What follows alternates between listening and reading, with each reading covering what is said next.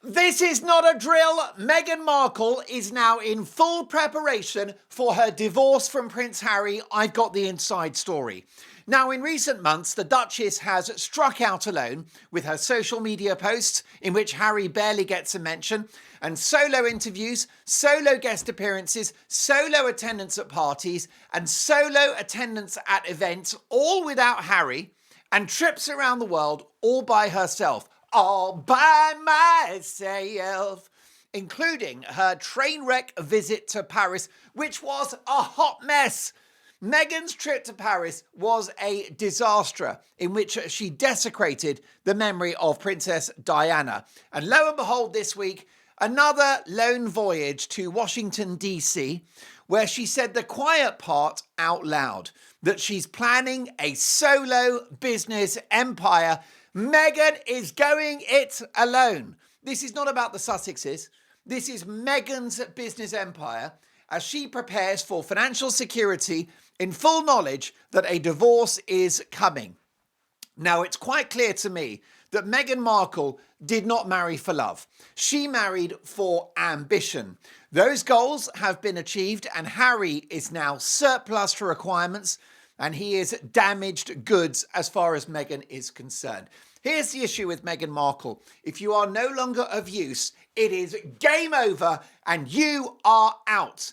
So Meghan wants out, and now her plans are in full motion. This is happening, folks. This is not a drill. Meghan is preparing for a divorce from Prince Harry.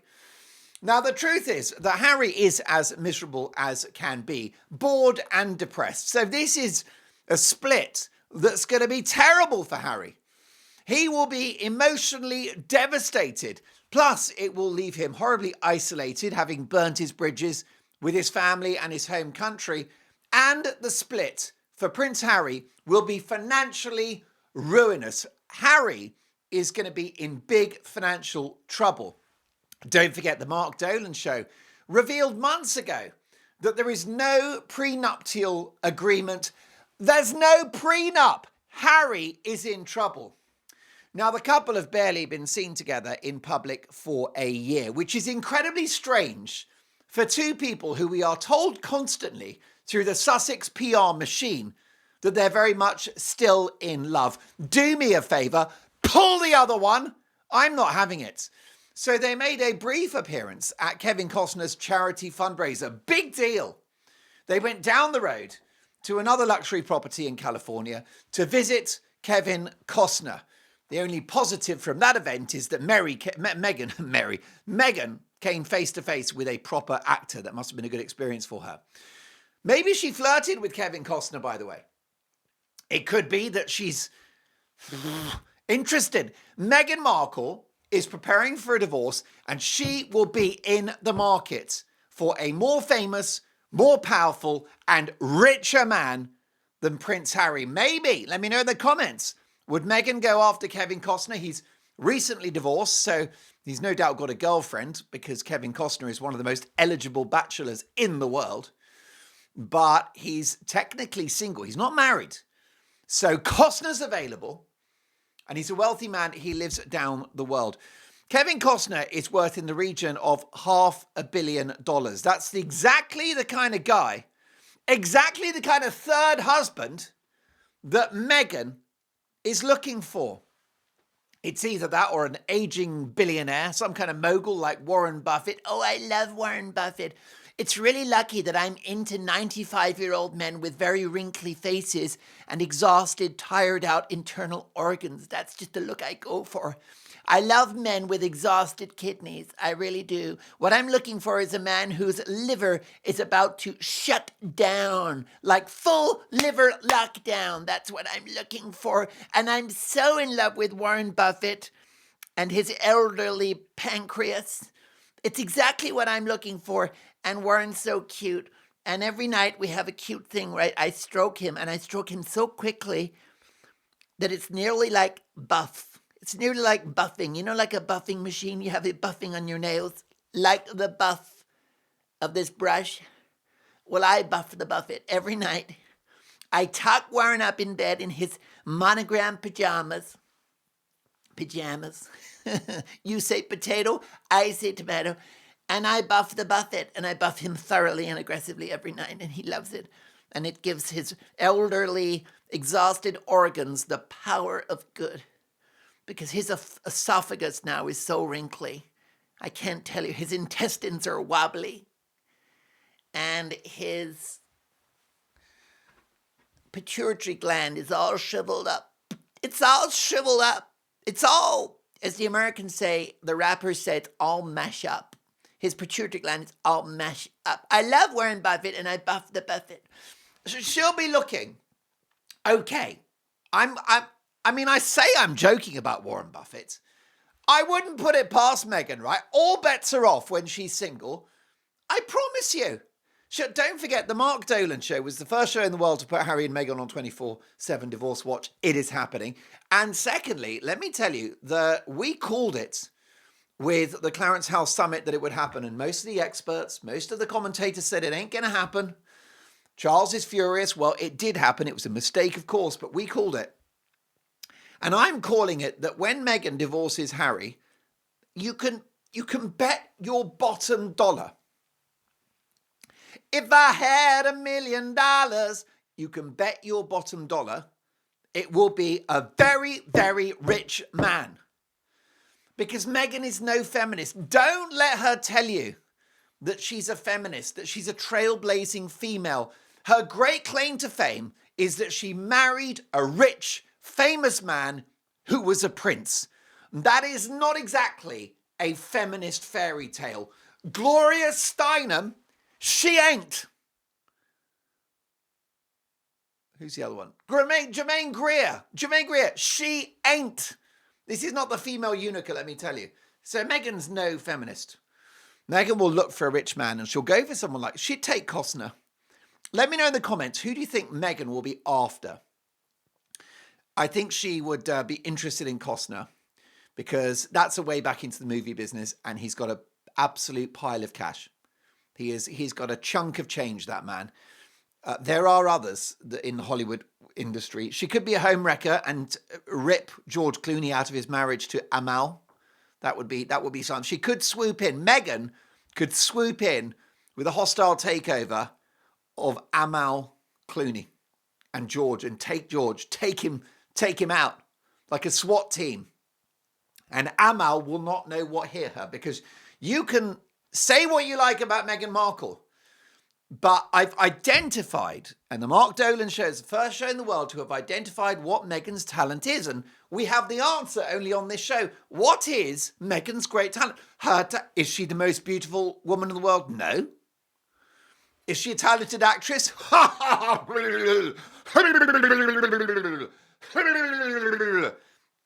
Good luck with that. She most certainly is not a talented actress. By the way, I think I owe the whole of Canada an apology because I love Canada so much. It's a beautiful country. And I made a remark yesterday, which is I said that Suits is such a cheap show that it was actually made in Canada. And do you know something? I got a great comment from one of you in Canada saying it's one of the most beautiful places on earth and that film crews and TV production companies spend a lot of money and invest a lot of resource in order to film in Canada because it is such an incredible backdrop and because the skills of the filmmakers in Canada, set designers, the technical people, all of the creative talent, that Canada is huge. It's huge for the movie business.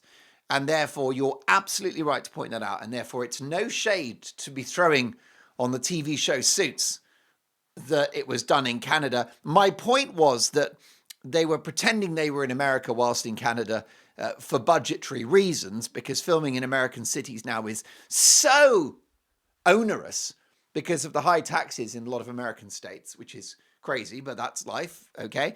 But let it be clear, let it be a matter of record that Canada is an extraordinary country and it's a great place to film. And in fact, what we have to do when the Mark Dolan show goes to North America, it's quite clear. Now, this may surprise you, but although I'm pretty lean these days, a few years back, I was a little on the chunky side. I lost weight the hard way, calorie counting, cutting carbs, hours in the gym, and trust me, it is no fun. And the bad habits creep back in. Well, this time round, To keep the dad bod at bay, I'm using Hypnosio, a revolutionary self-hypnotherapy app that tackles the root causes of weight gain. Instead of obsessing over diet and exercise, which rarely works long term, Hypnosio harnesses the power of your subconscious to permanently change your behavior. Guided sessions on any device help you to break emotional eating, reduce stress, and build a healthier relationship with food. Think of it as a virtual gastric band or a psychological dose of Ozempic without the terrifying needle and without the side effects. So, no calorie counting, no food diaries, no giving up your favorites, and it works. Users lose twice as much weight as traditional methods, and 94% of people, that is 94%, keep it off. So use my link in the description and pinned comment to grab 15% off your first subscription. What's not to lose except those unwanted pounds?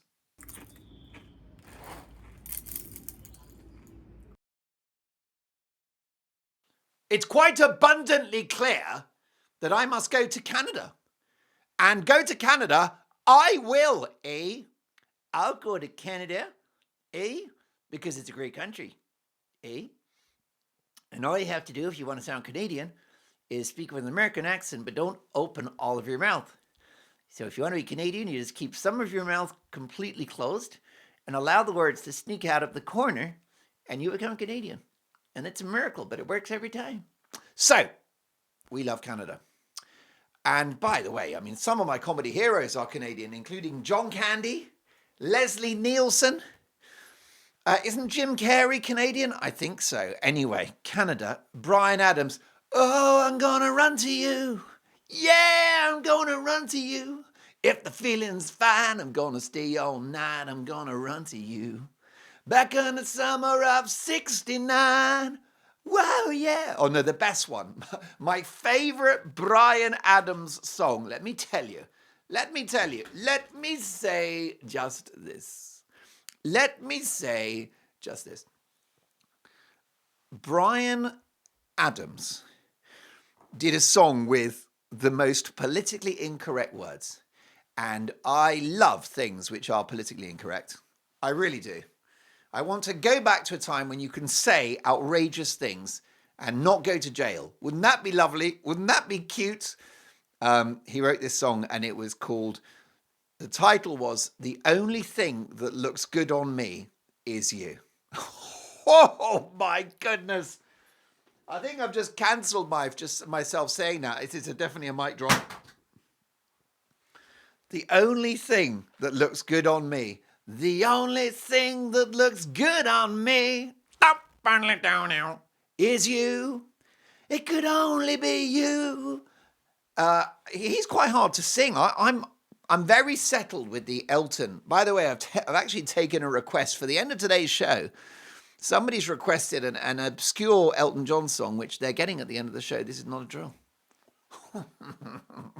I've had requests for the Carpenters and the Eagles, many, many great bands. But it's going to be an obscure early Elton offering at the end of today's show. Worth the wait, let me tell you. I'm going to buff the Buffett. I love Warren. You know, the issue is that his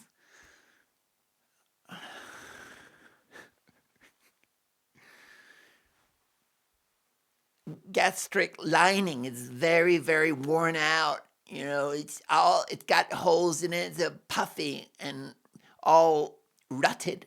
His gastric lining is all rutted and butted. And I have to buff that. I have to buff so much of his body. Let me tell you, I have to buff so much of his body. So the only thing that looks good on me is you.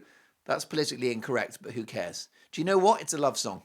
That is a man saying to a prospective girlfriend and future wife, I'm attracted to you. I'm a man, okay? I'm a man working on the living part of life. You know, I'm a man, you're a woman, and I want to be with you. As the Beatles famously sang, I want to hold your hand, which we know was about more than that. I want to hold your hand. That was McCartney wanted to hold a lot more than the hand, let me tell you. There was a lot more going to be held than the hand that evening with that young lady in Liverpool. I want to hold your hand. I mustn't sing the Beatles because it costs the show £11 million in royalties every time I sing the Beatles. I don't think that Elton's going to go after me for royalties because he's in the inner circle. The show is dedicated. He's the patron saint of the Mark Dolan show. There's no way. We would just have to do a clip reel of all the nice things I've said about EJ for him to say, okay, we will not be suing. Call off the dogs. Dolan is a friend, not a foe. McCartney, on the other hand, I don't know. McCartney's ruthless, and I think McCartney would go, sorry, Dolan, I'm going to have to sue you, because when I wrote Hey Jude, I thought I was going to make millions, and didn't realise people would, sing my songs and not pay me, I want some money, peace and love. Anyhow, it's a drag, it's a drag. I think McCartney's more ruthless. I think he might take me down to Chinatown. But by the way, we're going to get to, you are going to absolutely love this story of Meghan in Washington, D.C. It's massive. So don't go anywhere. It's huge. But yes, Bryan Adams sings this song. The only thing that looks good. Do you want to have all the lyrics? Have we got time for this? I think we're going to quickly do this, folks. I just called to say I love you. Right. The only thing that looks good on me. Good on me is you as lyrics. Okay, here we go. I'm already looking forward to this. I don't look good in no Armani suits, no Gucci shoes or designer boots. I've tried the latest lines from A to Z, but there's just one thing that looks good on me. The only thing I want, the only thing I need, the only thing I choose, the only thing that looks good on me is you. I'm not satisfied with Versace style. I'm not satisfied with Versace style. Put those patent leather pants in the circular file. Sometimes I think I might be looking good, but there's only one thing that fits me like it should. Yikes! I beg your pardon, Brian. He just said, sometimes I think I might be looking good, but there's only one thing that fits me like it should. Now, what Brian there is, he's making an anatomical remark. It's actually obscene what he just said. And I hope his mother wasn't alive to hear those lyrics, because she would be, or his pastor, right? If the priest that presides over the weekly masses that he attends in California, I'm assuming he's a man of faith. That's rude. Sometimes I think I might be looking good, but there's only one thing that fits me. Like he's saying, and it's a family show, so I'll speak very broadly.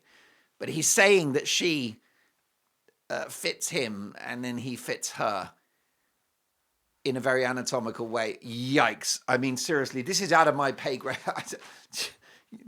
And then it's the only thing I want, the only thing I need, the only thing I choose, the only thing that looks good on me is you. It's an incredible tune. And Bryan Adams, a great Canadian. And I'm therefore very glad that I've devoted so much time talking about Canada today, because it's an incredible country. And you're quite right. It's a perfectly good place to make a TV show. And the Mark Dolan show is going to go to Canada. And we're gonna, and I might do every show in Canadian, American, North American Canadian, English Canadian. What do you call the non-French Canadian? I guess you would call it English Canadian, English speaking Canada. And I will say, hey, welcome to the Mark Dolan show, And we're going to talk about Meghan Markle today. And that's all you got to do. You just got to open a small amount of your mouth and you become Canadian. It's pretty uncanny.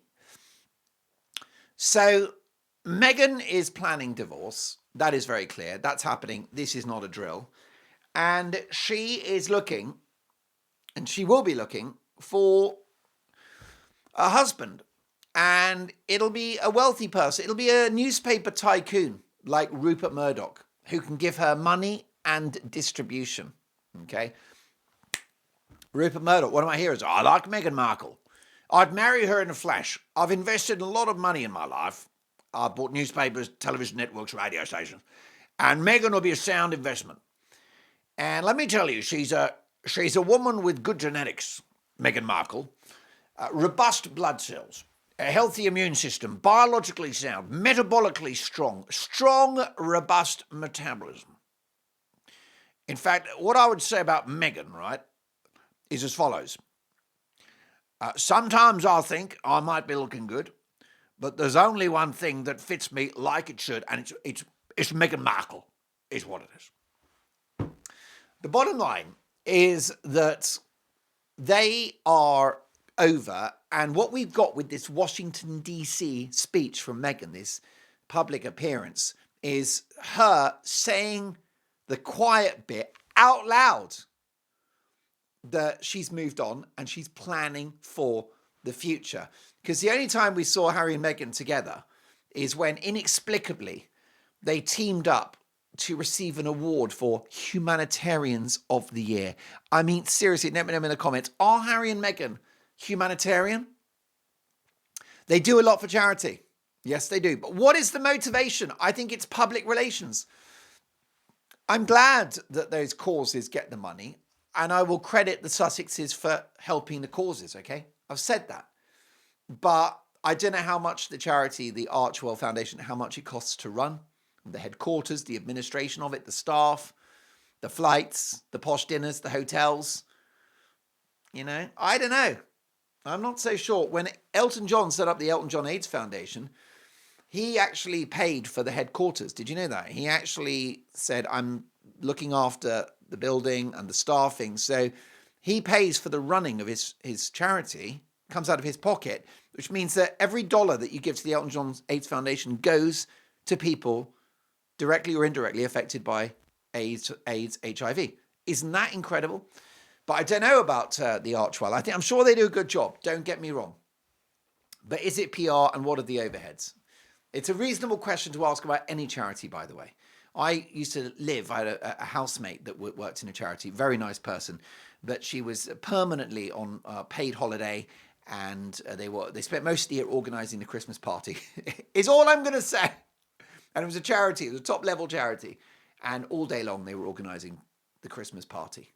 And they started the preparations in mid-August for the Christmas party. That's all we heard about. And she smoked marijuana every evening, which is, let me tell you, no way to live your life. A bit like Harry, who back in the day, I mean, I would say for a decade, Harry was just absolutely baked. Okay? Baked.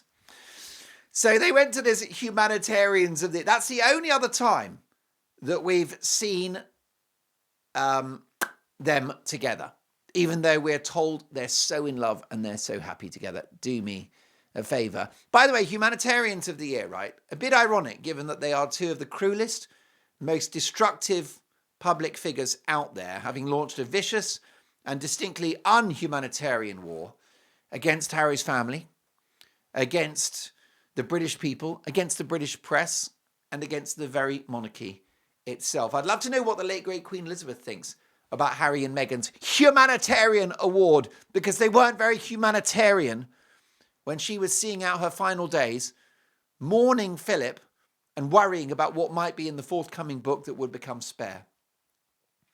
So frankly, if Harry and Meghan are being awarded for humanitarianism, who else is on that list? Vladimir Putin!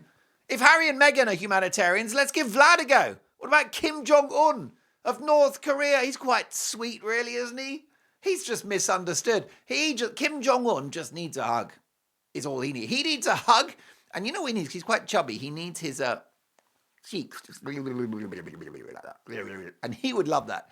I would like to meet Kim Jong-un and have a couple of beers. I would bring some, because, I want to sort of have a kind of transatlantic sort of, West meets East moment. So I'd bring a gift. I'd bring some whiskey, because I know he likes to drop whiskey. And I would take a great beer. I'd go for Budweiser, which is the king of beers. We know that because it literally says king of beers on every bottle and on every can, and that makes it the case. And I would hand Kim Jong-un a case of Budweisers, and they'd go in the fridge, and we'd have them together, and I would do that with his cheeks. And I'd get him laughing. He'd be chuckling away. And I'd be saying, listen, mate, once he's had a drink and the guard has come down, I'd be like, listen, tell you what we're going to do. Spend a little bit less on the military, just a tiny bit, and maybe just have maybe one hospital for everyone would be appreciated. Would be good. Maybe a couple of schools. I know it's a crazy idea, but maybe one hospital, 2 schools, and a tiny, tiny, tiny little bit less of the nuclear weapons. And I tell you, by the end, we would be besties. We would be like that. We would be thick as thieves. Same with Vladimir. I could sort Vladimir Putin out in no trouble whatsoever. So here is the thing. The Mark Dolan show was the first show in the world to place Harry and Meghan on 24/7 Divorce Watch. And it's now coming to pass as Meghan appears at the Fortune Most Powerful Woman Summit in Washington, D.C. Who's she kidding? The Fortune Most Powerful Woman Summit in Washington. Most Powerful Women, that's it, sorry. Fortune Most Powerful. So first of all, what does Meghan know about Fortune? She doesn't make money. She digs for it. She's a gold digger. Meghan is the original gold digger. How much money was in her bank account when she met Harry? After tax, $1.5 million? Just about. And now she's worth, and the couple are worth about 60, 70 million, which is going fast because there's precious little income. So this is not, marrying a rich man that does not make you an entrepreneur. She just married a rich prince. Anyhow, that's fine, which is my plan B, by the way, and Mrs. Dolan knows that it's my plan B to marry a rich prince. You're welcome. I'll go to Sweden and find some, aristocrat fool worth billions. No, but the truth is, right, Fortune Most Powerful Women Summit, and there she is in Washington, D.C., with actual women who have actually achieved great things and made a fortune and been great entrepreneurs. And Meghan thinks she's one of them because she has delusions of grandeur. It's too much. I just can't. What's she doing there? Last week, she's a humanitarian. She's Mother Teresa 2.0. And this week, she's Elon Musk in a dress. She's Jeff Bezos in heels. She's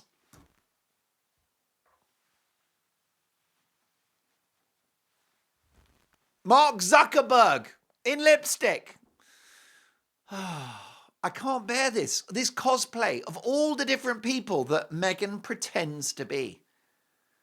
And this is the latest incarnation. Last week, she's a humanitarian. This week, she's a globally renowned entrepreneur who has a website that's got no products on it. There's like some jam and tea bags, and that's it. But apparently, she's going to have the new Walmart, the new Whole Foods.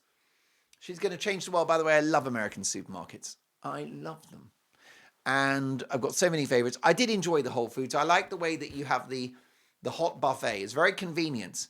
When cameraman John and I were on the road, you don't always want to be going to restaurants. It's expensive. It's slow. You got to wait for the waiter to turn up. They bring the menus out. Ay.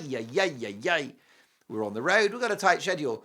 So we found the Whole Foods pretty good. Pretty good. Which was nice. It's expensive. I mean, you just put like literally the lightest piece of lettuce into this bowl and then you weigh it and it's $100. So the Whole Foods ain't cheap. But when you're on the road, we needed to be fed. So I thought that was quite good. I liked Albertsons. Very friendly. And even though I didn't live in America, the lady signed me on to the loyalty program using her own barcode. She had like her pass, her kind of work identification thing, and she just took it out. She just buzzed it in, and suddenly I'm just an American lady called Millicent. I was Millicent for a day. It was my destiny, and I managed to get these protein bars for about 30% off, which was very good. Saved a lot of dollars. But I liked Albertsons. I think that Trader Joe's is good, honest fun. Nothing wrong, nothing to be sniffed at. Quite sensible. Walmart they're massive. I appreciate the scale. I like the ambition. I like the cut of their jib. I can't think that there's an American supermarket that I don't like. I'm not even averse to a 7-Eleven, even though the chances of being either shot or stabbed are 97%. But do you know what that means? It means it's not boring. It's a very, very lively and vibrant venue, the old 7-Eleven.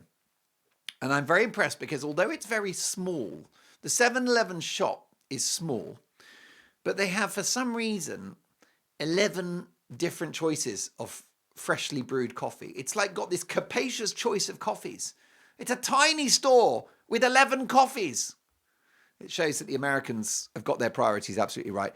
When I was in Vegas, by the way, another thing that I was amazed by is that some of the supermarkets, well, first of all, the fridges in America are world class because there's actually a room behind the fridge. So when you're in a shop, when you're in the store and you open the fridge door, the glass fridge door, and you reach for your, your root beer, your Dr. Pepper, your Coca-Cola, whatever it is, maybe it's a Budweiser, king of beers.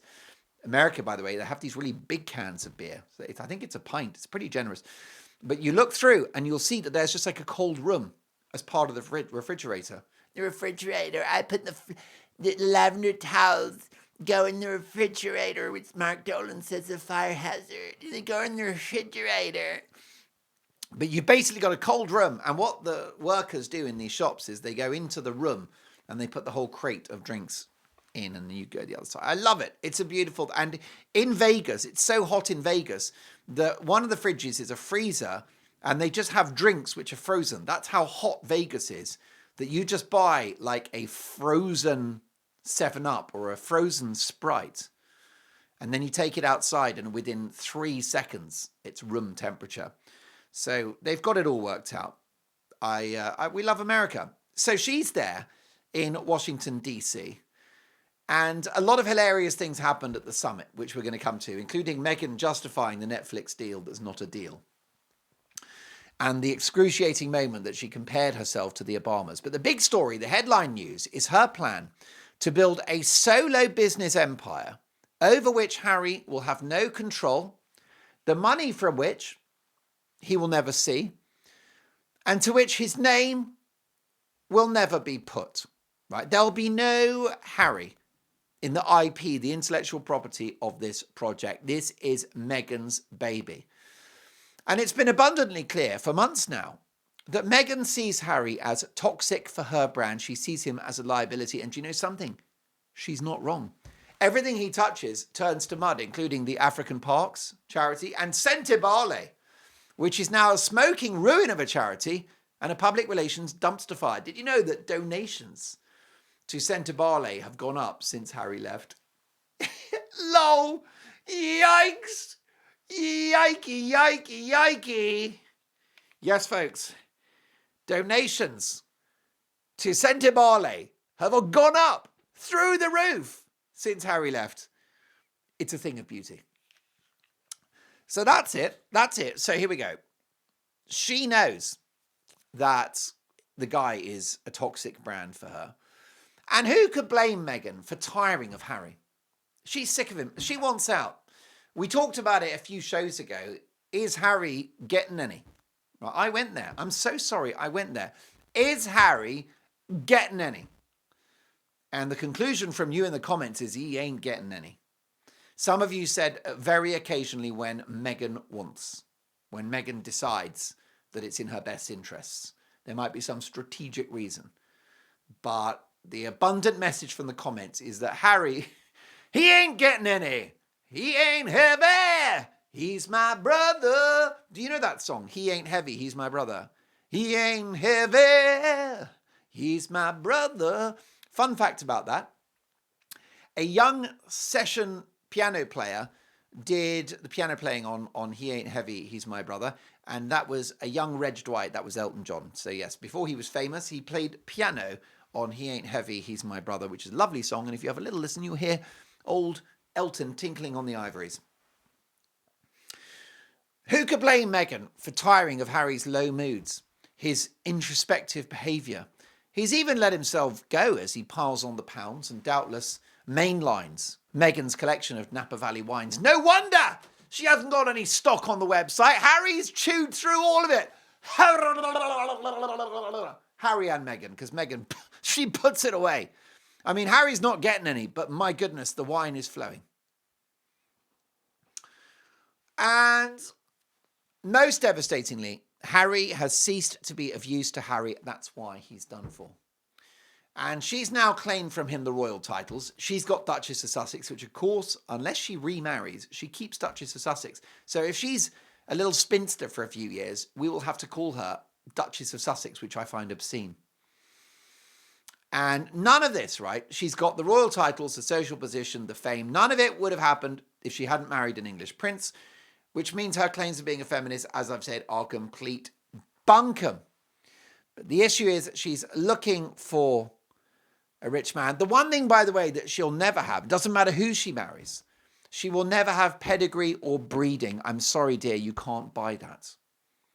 So on stage at this Ego Fest in Washington, D.C., she laid out in a very coded way her plans for a life after Harry. At the Fortune Summit, she said she plans to leverage her significant influence to build a successful, long-lasting business empire, with, as ever, positioned at the heart of her commercial ambitions. Long-lasting, folks. That is as clear a signal as you will get that this is about the future without Harry. Now, the brand currently focuses on tactile domestic products like jam, baking kits, and decorative flower sprinkles and lavender towels that go in the refrigerator. But Meghan has said that she wants to partner with major retailers in the years ahead. It's all about the future, folks. Meghan is planning for life after Harry. And that idiot probably doesn't even realize it yet. This guy is so behind the times. It's happening. He doesn't even know it. It goes without saying, by the way, that this business empire will never happen because she's just as useless as Harry, which is why they're well met for each other. But her intentions are clear. She's telling the world that she is going it alone, professionally, which ultimately means personally too. And don't forget, when the property empire collapses, the retail empire, when the retail empire collapses, she'll need a rich person, a rich man to bail her out. Just like David Beckham bails out the lovely Victoria. I love Victoria, but David chucks in a few million a year to support Victoria's fashion brand. I will say it's worth it because I think Victoria will get there in the end. You have to play the long game with the fashion world, and she's got genuine talent. So I don't deny. I don't. What's the word? What does my mother say? I don't begrudge her that investment from her husband. But Meghan will need a rich man to bail her out, possibly from near bankruptcy. But she sees the brand as ever as hers. That is Meghan's intellectual property, and it's in her strategic interest. She sees the kids as hers. Well, certainly Lily. Archie, maybe less so, as we discussed in yesterday's show. She sees the house as hers. It's her house. She's put her house on on her TV show. It's her home state, California, in her home country, the USA. It's her friends. It's her Netflix deal. It's her appearances on public platforms. It's her charity endeavors, her past, her present, her future. It's all about Meghan. And it's not surprising. This is on brand. Meghan has previous on this.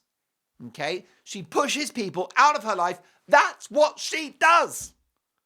Ask her loving half-siblings, Samantha and Thomas Jr. Lady Samantha, chucked out. Ask Piers Morgan, who she dumped. He helped her in the London showbiz scene, and she completely gaslit him once she met Harry. And she then successfully got Piers Morgan fired from his morning TV show.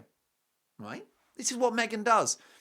Ask her ex-husband, Trevor Engelson. He got Markled. Ask Thomas Markle Sr.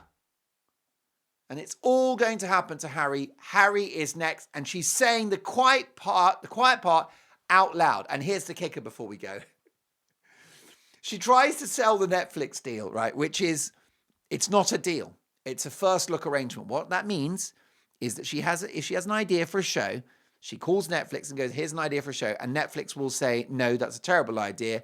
And then she can pitch it to someone else. Right? That is not a deal. That's not golden handcuffs. She's in an open market. She is trying to competitively tender for TV shows via Netflix. All it means is that she has to go to them first. They'll then say no. And then she goes to CBS and ABC and NBC and the others. And they'll all say no because she's just as useless as Harry. But she talks about being in an overall deal with Netflix, and she dared to say that it's basically the same deal that the Obamas had. She's comparing herself to the Obamas. Now, the Obamas are loved by some, not loved by others, but you can't argue that those two aren't quite big, significant names in American public life. and that Barack Obama has been president twice. So he was in the White House for 8 years, and Michelle is an admired figure. So I'm so sorry, Meghan. You are not the Obamas. Michelle Obama, you are not. And Barack Obama, Prince Harry, is not. Good luck with that. But it's amazing that she managed to deploy the Obamas, comparing herself to the Obamas. And then basically, I'll just give you this before we run. She said, it's so exciting, this new deal, which, by the way, folks, it's not a deal. She's not being paid to make TV shows. I think they've given her a couple of $1 million so that they get the first look, and it's polite. And they're doing that to keep her sweet for after divorce when she does the TV show Meghan My Story, which will be accompanying the book. And she'll make millions, 100 million easily. But she talks about this non-deal with Netflix. And she goes, it's also exciting because it gives us flexibility to go to our partners first, and then at the same time to be able to shop content that might not be the right fit for Netflix. What isn't the right fit for Netflix? Netflix does everything. They do documentaries, they do comedies, they do drama, they do action, they do sport. Netflix do every genre. There is no show that isn't appropriate for Netflix. So what you're saying, Meghan, if it's not the right fit for Netflix, that means that Netflix have said, no thanks, that's a terrible idea for a TV show. So she says she can shop content that might not be right for Netflix, but something that has a home somewhere else. So for our non-scripted team and our scripted team, may God help those people that work for Harry and Meghan, we've been doing a lot of content development that can meet different rooms. What does that mean? Meet different rooms? No! It's another word salad. She's not Michelle Obama. She has got an element of Kamala Harris. There's a little bit of Kamala, because in the old election campaign, Kamala, God bless her, she likes to drink. Kamala, by the way, puts it away. I mean, a night out with Prince Harry and Kamala Harris, you're not getting home in one piece is what I'm going to say. And they said to her, what are you going to do about inflation? And she said, her answer was, I grew up in an area where people mowed their lawns. That was the answer to inflation. I can't honestly imagine how she didn't win. I don't know how that happened. So here's the thing. She is not, I'll be honest, Kamala is actually more impressive than Meghan, right? She's been a top lawyer, and she's been the vice president of the United States. So frankly, Meghan is not fit to lace Kamala Harris's boots, now that I think of it. But here's the thing. On this public platform, with Meghan saying, I'm basically the Obamas, we're the Obamas, and I'm Michelle, and I'm also Barack as well, rolled into one. What she's doing when she says it's an amazing deal, and it's so great to have that freedom, right? This is code for it's not exclusive, it's a first look, and it's a non-deal. But she dares to go on this stage with the world's press in front of her, basically lying. This is just a lot. She's lying in plain sight, just lying to all of us by pretending. We know that I work in TV. I've been in broadcasting for 25 years. It isn't a deal. It's a first look agreement where she has the right to pitch things to them that they'll say no to. It's too much. There are times when this show affects my mental health. But there you go. That's Meghan. We know that. Folks, I cannot wait to see you for tomorrow's show. Some major big stories brewing. Please like and subscribe. I'd love you to subscribe to the channel, because half of you don't subscribe, and I'd love you to. It'd be brilliant, because I want you in the boardroom. I want you around the table with voting rights. And let me know everything you think about the show. Let me know what you love. Let me know what you don't love, because I have very thick skin. And this show belongs to us. So you got to tell me. You got to tell me what's working for you, what ain't working for you. And we've got so much more to get through tomorrow.